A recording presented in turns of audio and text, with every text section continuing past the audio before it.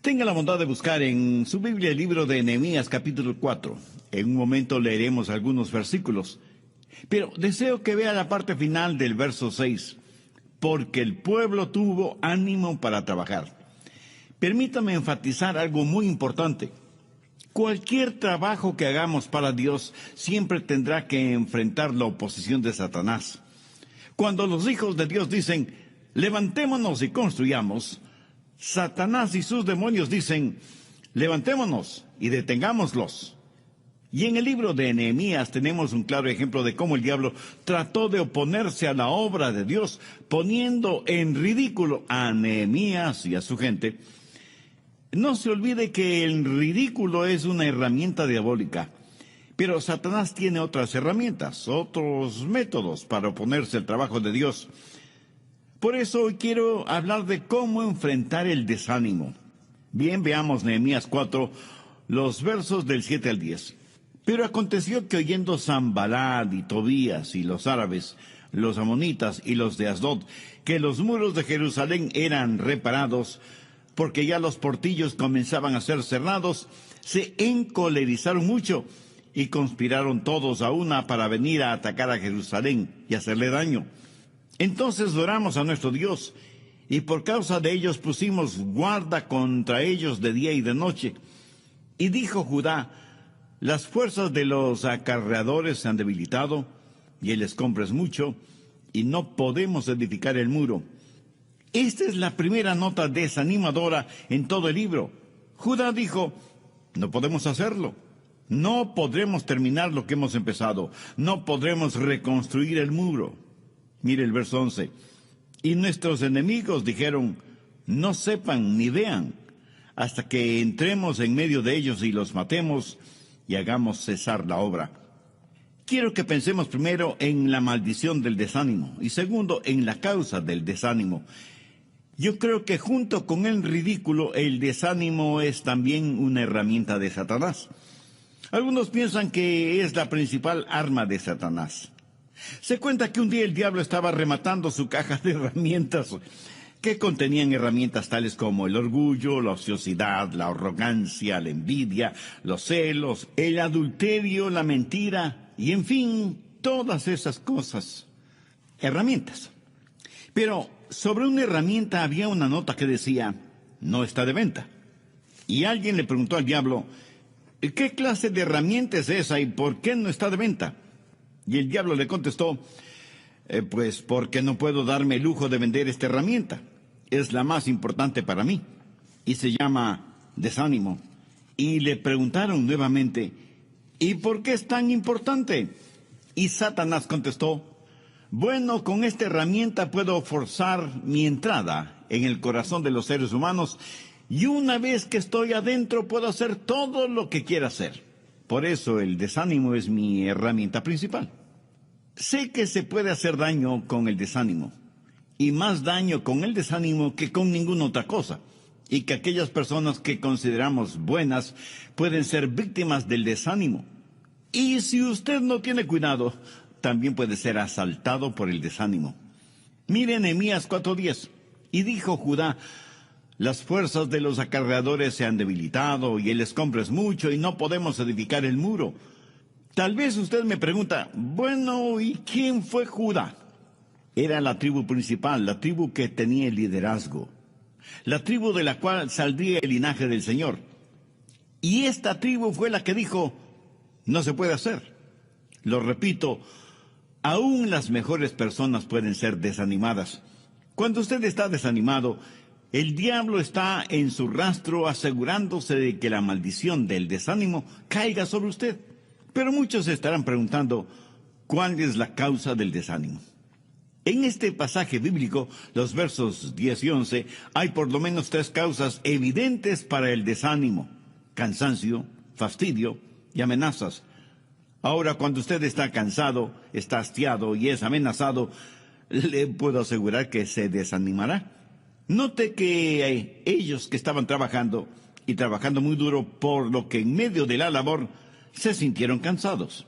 Pero no estaban tan cansados físicamente, sino emocionalmente, frente a la presencia y la amenaza del enemigo. En el verso 6 se nos dice que terminaron el muro hasta la mitad de su altura. ¿Ha notado que cuando un grupo humano se prepara para hacer algo, todos están entusiasmados, emocionados? Y cuando estamos próximos a finalizar la obra, todos deben agradecer y alabar a Dios. Pero ¿sabe cuál es el tiempo más peligroso en este proceso? Es cuando se está a mitad del camino. ¿Qué es cuando uno puede sentirse desanimado? Tal vez usted y sus hijos o sus amigos han subido una montaña. No parece ni tan alta ni tan lejana. Pero cuando comienza a subirla y más o menos a mitad del camino, usted mira hacia atrás, mira hacia abajo, mira hacia arriba y dice, creo que es tiempo de regresar. A mitad del camino, usted ya está cansado.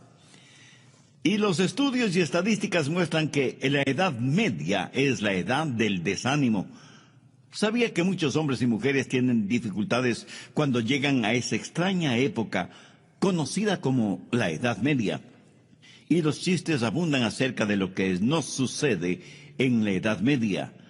Si usted le pregunta a una mujer de más de 50 años qué edad tiene, le puedo asegurar que le contestará que está en la Edad Media. Esa es la edad en la que podemos meternos en problemas. Fue durante esa edad que el rey David tuvo problemas, durante la Edad Media. En la reconstrucción del muro, alguna gente estaba agotada, cansada físicamente, y cuando usted está cansado físicamente, el diablo va a estar tras su huella. Le corresponde a usted el mantenerse físicamente fuerte, alerta, despierto. Duerma las horas necesarias, tome vitaminas, aliméntese saludablemente, haga ejercicios, practique algún deporte. Haga lo que tenga que hacer para que el diablo no le sorprenda cansado. Un filósofo francés dijo lo siguiente: tengo tanto que hacer hoy que sencillamente me voy a ir a dormir. Entonces, vea usted, primero estaban cansados. Segundo, se sentían abrumados por el tamaño de la obra, y en vez de ver esa obra un día a la vez, por etapas, lo vieron todo en conjunto, vieron la enorme cantidad de escombros y dijeron que ese trabajo no se podía realizar.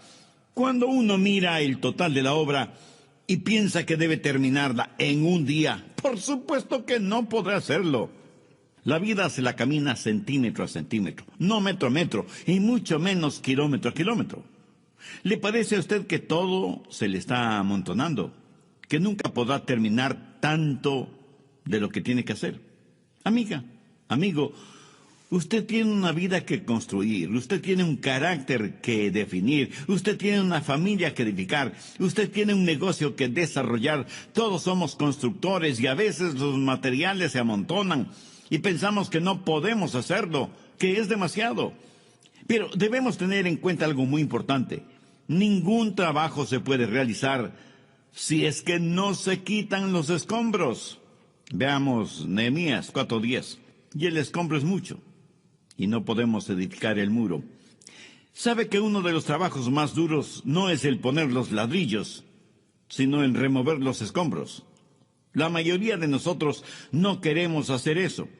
Pero si no removemos los escombros o la basura, no podremos hacer el trabajo.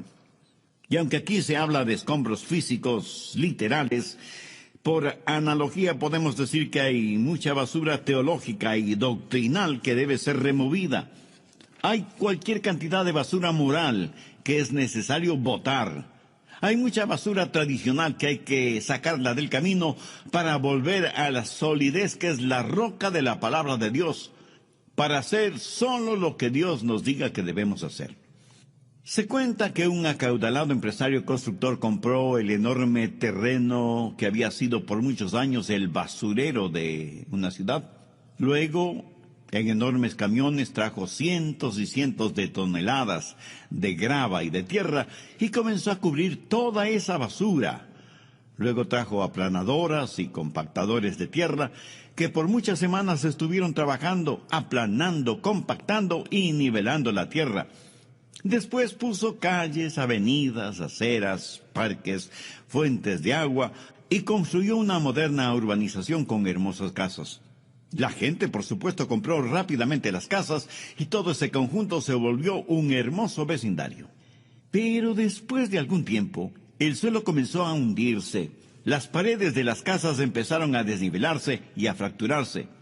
Se abrieron enormes zanjas en las calles, las veredas se resquebrajaban y la gente comenzó a abandonar las casas porque era evidente que terminarían hundiéndose y destrozándose.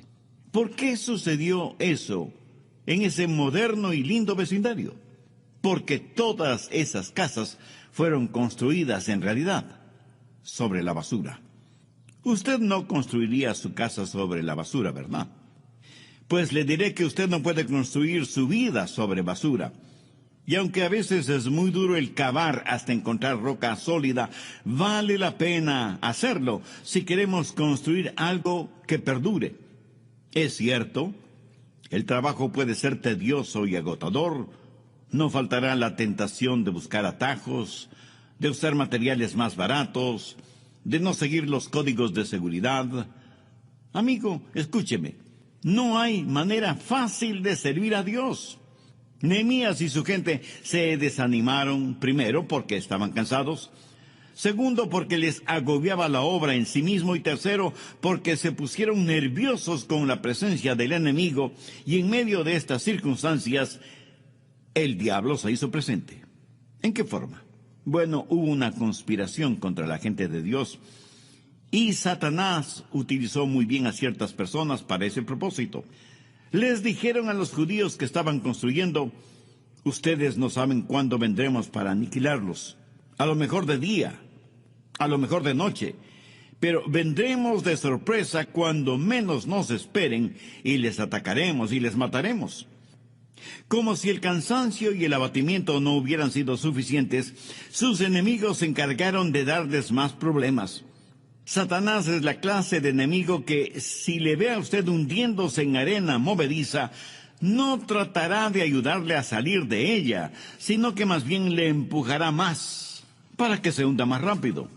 Él sabe cuando usted está en dificultades, cuando está físicamente débil, cuando está emocionalmente abatido y cuando está espiritualmente apagado. Él sabe exactamente cuándo usted está al límite de su capacidad de aguante, y es cuando Él ataca, y ataca ferozmente. No en vano la Biblia lo describe como león rugiente, y cuando eso sucede usted, por supuesto, se sentirá desanimado. Verso 12. Pero sucedió que cuando venían los judíos que habitaban entre ellos, nos decían hasta 10 veces: de todos los lugares donde volviereis, ellos caerán sobre vosotros.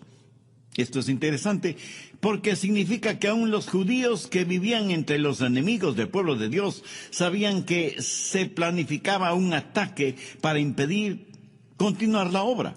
Y ellos mismos decían que podía ser realizada. Ahora, ¿cuál es el remedio para el desánimo? Nehemías fue un gran hombre de Dios, un extraordinario líder, y quiero que note los pasos que Nehemías dio para animar a aquellos que habían sido desanimados. Note cuidadosamente lo que él hizo. Primero, armó a la gente. Mire lo que dice el verso 13. Entonces, por las partes bajas del lugar, detrás del muro y en los sitios abiertos, puse al pueblo por familias, con sus espadas, con sus lanzas y con sus arcos. Si hay un enemigo, necesitamos estar armados. Prever es mejor que lamentar. Nehemías se aseguró que todos tuvieran sus espadas, sus lanzas y sus arcos. Es una locura enfrentar al enemigo sin armadura y sin armas. Busque Efesios 6:11. Vestíos de toda la armadura de Dios, para que podáis estar firmes contra las acechanzas del diablo. ¿Sabe cuál es su armadura? Conoce las armas que Dios le ha dado para que pueda enfrentar al enemigo. Nuestras armas no son carnales, pero como son de Dios, son poderosas para destruir fortalezas maléficas. Entonces, lo primero que hizo Nehemías fue armar a su gente. Y yo quiero prepararle a usted para que esté listo para el impacto con el enemigo. Nehemías fue un gran líder. y vio la necesidad de que su gente estuviera armada. Segundo, animó convencidamente a su gente. Verso 14. Después miré y me levanté y dije a los nobles y a los oficiales y al resto del pueblo: no temáis delante de ellos, acordaos del Señor grande y temible. ¿No le fascina eso? Les dijo: no tengan temor, no se desanimen, recuerden quién es nuestro Dios. Y si Dios con nosotros, ¿quién contra nosotros? El Señor es nuestro ayudador y no debemos temer lo que puedan hacernos los hombres. Esperemos en Dios y Él renovará nuestras energías.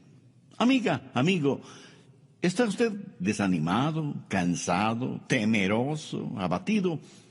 Piense en el Señor. Y si no sabe por qué se siente así, permítame sugerirle una posible causa. Ha dejado de mirar y de confiar en el Señor. Piénselo. ¿Ha contemplado el rostro del Señor últimamente? ¿Sabe lo que es ver a Jesús en medio de la tormenta? ¿Sabe lo que Nehemías le diría en esos momentos? Acuérdate del Señor, contempla su rostro. Quiero que sepa que Jesús sigue manejando el timón y no hay pánico en el cielo, solo planes. Y lo que quiera que hagamos como miembros de una iglesia, siempre debemos recordar a Dios. Aquí bien vale la pena citar las palabras de Pablo en Romanos 8:13. Si Dios por nosotros, ¿quién contra nosotros? Entonces, ¿qué hizo Nehemías? Armó a su gente y les infundió ánimo y valor. Veamos ahora la segunda parte del verso 14. Y pelead por vuestros hermanos, por vuestros hijos y por vuestras hijas, por vuestras mujeres y por vuestras casas. Nehemías sabía tocar el corazón de su gente y animarles para la labor, y ayudándoles a ver la importancia de la misma. No estaban simplemente reconstruyendo un muro o reparando puertas, estaban reconstruyendo y peleando por algo que les era sumamente querido: el hogar, la familia, la comunidad. ¿Qué hace usted por su familia, por su hogar, por usted mismo? No podrá hacer nada de valor eterno por nadie si no tiene a Cristo en su corazón. Desde el programa anterior estamos estudiando la vida de Nehemías para saber cuál es el remedio para el desánimo. Nehemías dio pasos muy concretos al respecto. Primero, armó a su gente dándoles espadas, lanzas y arcos, a más de las herramientas que tenían para el trabajo que iban a realizar. Segundo, animó convencidamente a los judíos que le iban a ayudar en la reconstrucción del muro y de las puertas de Jerusalén. Escúcheme, en nuestros países, a nosotros los cristianos, no nos queda mucho tiempo de libertad para testificar, para orar, para marcar la diferencia. Es poco menos que increíble lo que autoridades liberales y ateas están haciendo para irnos quitando poco a poco nuestras libertades religiosas. Y cuando reconstruimos los deteriorados muros de la moral, de la ética, del sentido común, no solo estamos reconstruyendo muros, estamos reconstruyendo vidas, familias, hogares. Y algunos me dirán: Pastor Rogers, no es nada emocionante el construir paredes y no es nada fácil el levantar fondos para construir algo. ¿Sabe? Estoy totalmente de acuerdo con usted, pero permítame decirle algo muy personal. Cuando construyo algo, yo no estoy pensando en mí. Estoy pensando en mi familia, mi esposa, mis hijos, mis nietos. Estoy pensando en los innumerables hermanos y hermanas que tengo en Cristo. Estoy pensando en mis vecinos, de manera especial aquellos que todavía no conocen al Señor Jesucristo como Salvador personal. En otras palabras, estoy pensando siempre en mi prójimo, porque considero que como cristianos estamos en el negocio de representar a Cristo para que transforme vidas. Y creo que eso es lo que Nehemías está diciendo. Miren más allá de los muros, de las puertas. Miren el propósito de la obra. Tenemos un trabajo que hacer. Y no estoy hablando de ladrillos y cemento. Estoy hablando de personas de carne y hueso. Nehemías animó a su gente. Y oro para que yo, este mismo momento, esté animando a muchos de ustedes. ¿Se puede imaginar lo que sucedería si todos los cristianos en todas partes del mundo se animaran, se entusiasmaran, vieran la labor que tiene que ser realizada y se decidieran a ocupar el lugar que les corresponde en la labor que hay que hacer, los resultados serían increíblemente sorprendentes. El filósofo cristiano C.S. Lewis escribió una de las más conmovedoras cosas que he leído. Él dijo: el amar verdaderamente es ser vulnerable. Ame y con seguridad su corazón será estrujado y quebrantado. Si usted quiere mantener su corazón intacto, no se lo dé a nadie, ni siquiera a su mascota. Envuélvalo cuidadosamente con sus pasatiempos y pequeños lujos. Evite cualquier complicación y póngalo bajo llave en el ataúd de su egoísmo. Pero en ese ataúd seguro, oscuro, carente de aire puro, su corazón cambiará. No se romperá, se volverá irrompible, intangible e irredimible. Aparte del cielo, el único lugar en donde usted estará perfectamente seguro de los peligros del amor es el infierno. Punzantemente doloroso párrafo, ¿no le parece? Pero piensa en eso. Hay miles de personas que no quieren involucrarse en nada. No quieren correr ningún riesgo. Quieren vivir para sí mismas, como si Cristo nunca hubiera venido o existido. O peor aún, como si Cristo nunca hubiera sacrificado su propia vida. Pero Nehemías prácticamente les dice a los suyos: piensen en los demás. Corran el riesgo de amar. No guarden su corazón en un pequeño y seguro ataúd, aunque lo adornen con lujos y placeres. Y aunque cuesta el amar, amar es algo que siempre vale la pena. ¿Qué más hizo Nehemías? Bien, veamos el verso 15. Y cuando oyeron nuestros enemigos lo que habíamos entendido, y que Dios había desbaratado el consejo de ellos, nos volvimos todos al muro, cada uno a su tarea. ¿No se alegra usted de tener un libro que le dice qué es lo que el enemigo está haciendo? Lo interesante es que el enemigo sabe que nosotros sabemos lo que él trama. ¿Y qué es lo que Nehemías hizo? ¿Qué es lo que Nehemías dijo? Nos volvimos todos al muro, cada uno a su tarea. ¿Usted sabe cuál es uno de los remedios para el desánimo? El trabajo. Así de simple y sencillo, el trabajo. No espere hasta que sienta que quiere hacer lo que debe hacer. Usted no puede esperar a sentir algo para hacer el trabajo de Dios. Haga el trabajo de Dios y entonces sentirá algo. Otro de los remedios para el desánimo es no mirar la obra en su totalidad, sino concentrarse en la parte, en la porción que Dios le ha asignado a usted. Y hágala hoy. No piense que la carga es demasiado grande para usted. Pudiera ser que usted no sea lo suficientemente grande como para llevar esa carga, pero Dios le dará la fortaleza necesaria para llevarla. ¿Pero qué más hizo Nehemías? Verso 16. Desde aquel día la mitad de mis siervos trabajaba en la obra, y la otra mitad tenía lanzas, escudos, arcos y corazas. En otras palabras, tenían sus herramientas de trabajo en una mano y en la otra sus armas para la batalla, construyendo y batallando al mismo tiempo. Y así debe ser una genuina iglesia del Señor. Tristemente hay iglesias que tienen temor de hablar contra el pecado, contra lo malévolo, contra las perversiones y abominaciones de cualquier tipo. No quieren herir los sentimientos de nadie, y tratando de complacer a todos, terminan complaciendo al diablo más que a Dios. Otras iglesias, en cambio, pelean y atacan a todos y a todo. Son extremistas y fanáticas, y aunque sea una cosa buena, cuando se la lleva a extremos de fanatismo, se vuelve totalmente mala. En la iglesia debe haber balance, construyendo y batallando, la espada en una mano y la herramienta de trabajo en la otra.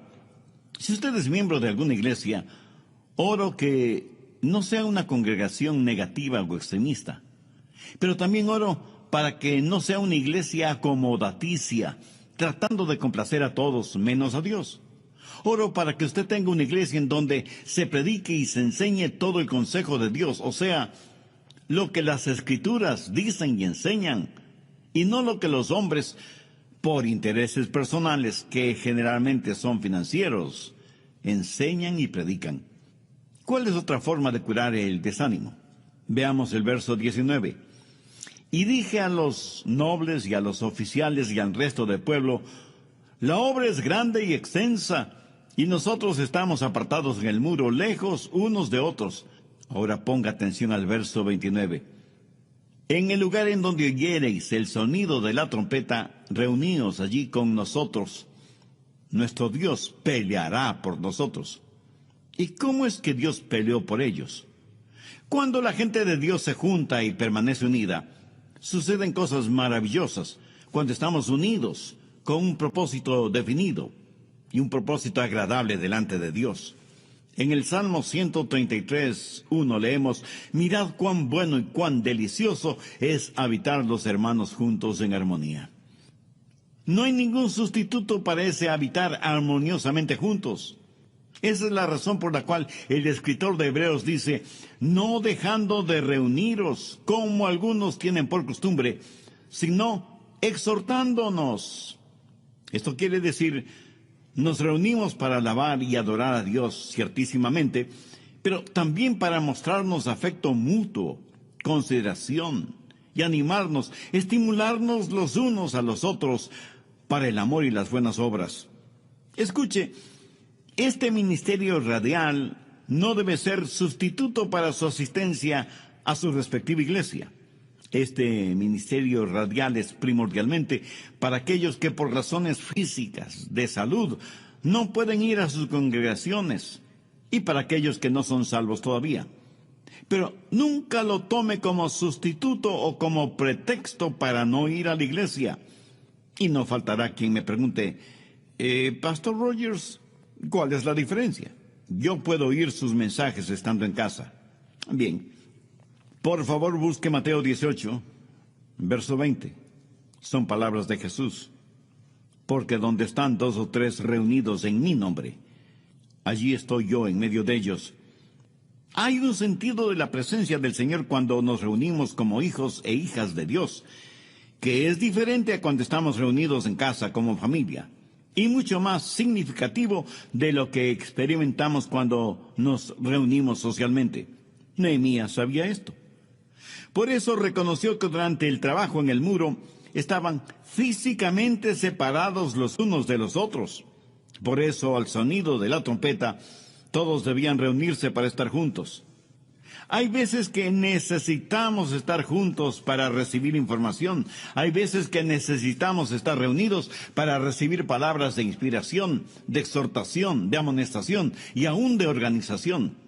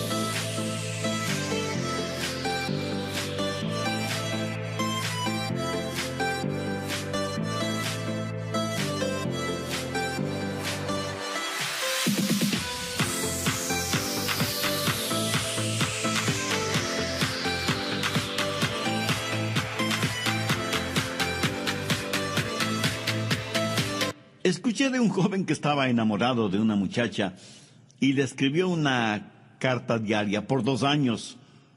Pensó que esa era una buena manera de cortejarla. Una carta de amor cada día por 2 años. ¿Sabe lo que pasó? Ella terminó casándose con el cartero. Es que no hay sustituto para aquello de estar ahí. No hay sustituto para el contacto personal. ¿Para qué reunirnos? Para exhortarnos los unos a los otros, para animarnos mutuamente cuando estemos desanimados. Y si alguien me pregunta si alguna vez he estado desanimado, debo confesar que algunas veces he estado cansado en el trabajo, pero no del trabajo. Y quiero que entienda bien esto, porque muchas veces podemos cansarnos en el trabajo, pero no cansarnos del trabajo que realizamos. Las dos cosas son totalmente diferentes. En lo personal, cuando estoy cansado en el trabajo y algún miembro de mi familia o alguna persona en la iglesia me dice, Adrián o pastor, estoy orando por usted, eso me anima más de lo que usted se puede imaginar. Y como yo lo entiendo, no creo que es solo una bonita sugerencia o una buena idea aquella de estar juntos, de congregarnos. Yo creo que es un mandamiento, porque es algo que como hijos de Dios debe distinguirnos. ¿Qué más hizo Nehemías? Veamos los versos 21 al 23. Nosotros pues trabajábamos en la obra, y la mitad de ellos tenían lanzas desde la subida del alba hasta que salían las estrellas. También dije entonces al pueblo, cada uno con su criado permanezca dentro de Jerusalén, y de noche sirvan de centinela y de día en la obra. Y ni yo, ni mis hermanos, ni mis jóvenes, ni la gente de guardia que me seguía, nos quitamos nuestro vestido. Cada uno se desnudaba solamente para bañarse. ¿Qué significa todo esto? Entre otras cosas, que Nehemías, después de haber dado armas a su gente y haberles animado y desafiado, también les amonestó, les advirtió que tengan cuidado, les dijo que no debían estar deambulando fuera de la muralla una vez que ha caído la noche. ¿Lo ve? Hay un hermoso balance en lo que Nehemías hizo. Hizo lo mismo que hizo Pedro cuando dijo, sed sobrios y velad, porque vuestro adversario el diablo, como león rugiente, anda alrededor buscando a quien devorar.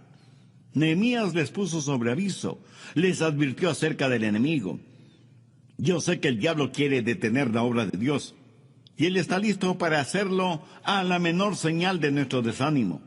Me gusta lo que un hombre le dijo a su amigo en relación con cierta responsabilidad.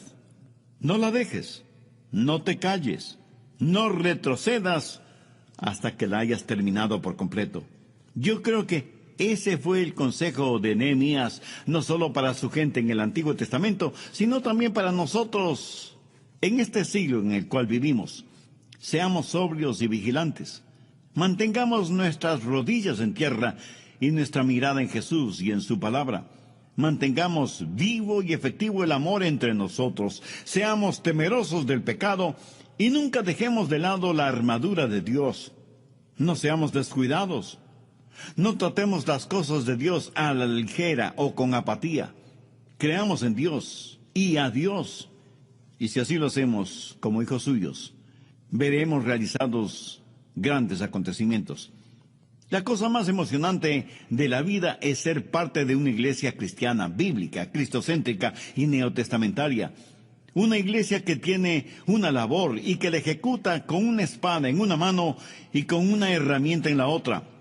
Y por encima de todo esto, la gloria de Dios. ¡Qué poderosa arma es en las manos santas de Dios una iglesia neotestamentaria!